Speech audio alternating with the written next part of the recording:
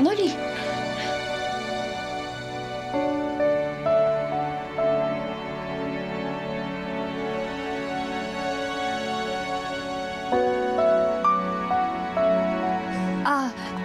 Noli, ano kasi, sinusubukan ko lang i-comfort si B-Boy kasi hindi pa rin niya matanggap yung nangyari kay Lola Mars. Brad, pasensya ka na.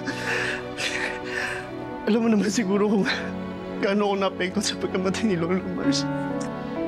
Siya na lang kasi tinuri kong tatay. Ano naman? Wala namang masamang mag-comfort ng kaibigan. Mas lalo na sa panahon na ganito.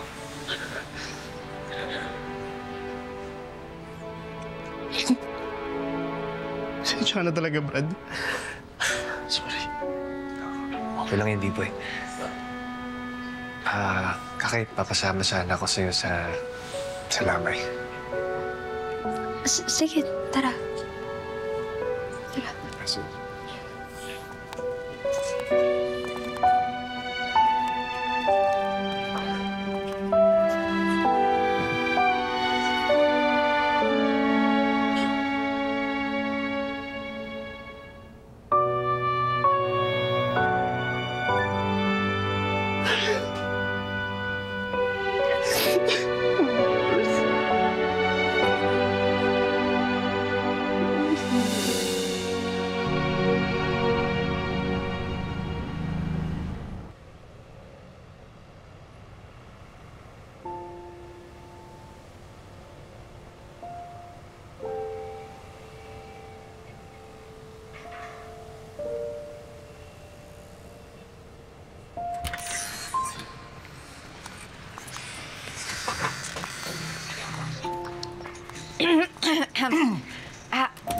Madam, ay tayo ho ba'y hindi makikilamay kay Lolo Mars? Oo nga po, madam. Oo. Pero gusto ko muna sa na bumili tayo ng maraming pagkain, bumili kayo ng bagong isusuot. Gusto ko pumunta tayo doon ng maraming pagkain at magaganda. Ay, madam, ay bakit ho kailangan magandang damit? Ay, di ka ho'y lamay ang ating pupunta na hindi naman ho birthday party. Masyado nang maraming masakit na bagay ang nangyari sa buhay ko.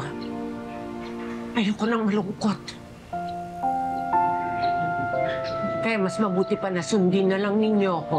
Gawin niyo kung anong pinag-uutos ko. Opo, madam. Sige po, madam. Opo, masusunod po. Bumili ka na doon, ha? Damit.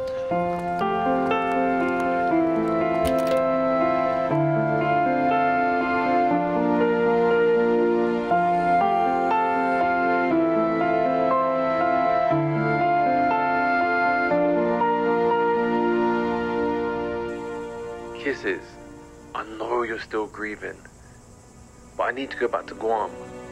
I've got my duties as a soldier.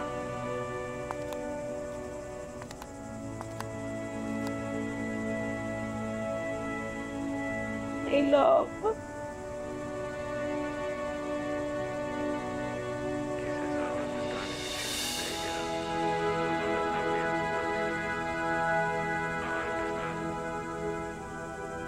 It's so hard, you know, because I'm ano bang salita yun? I'm torn. You know, I really want to be with you. But my ate kasi, and it's so hard to decide. No, trust me, I understand your situation. Just a little bit more time. Okay, my love, is that okay?